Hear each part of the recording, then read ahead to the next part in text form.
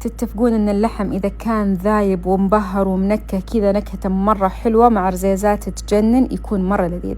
راح اصلحه اليوم بطريقة الشوي.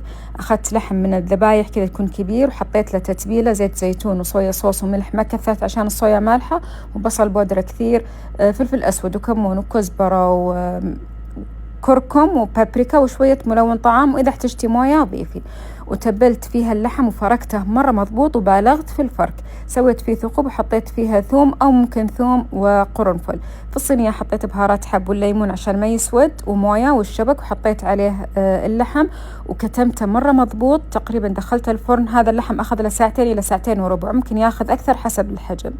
للرز سويت هنا من الحشوة اللي أنا محضرتها، وحطيت بهارات حب وبهارات اللحم وفلفل والموية والملح وشوي زيت، ما كثرت لأني بحط زبدة بعدين. وحطيت الرز مغسول ومنقوع ربع ساعة. لما ظهرت الحفر حطيت عليها الزبدة وحطيت الحشوة. اللحم خلص. طبعا أنا كنت مسوية كذا مقلقلة شوي كبدة للحشوة. حطيت الرز، حطيت عليه اللحم والحشوة، وصار جاهز وبألف عافية.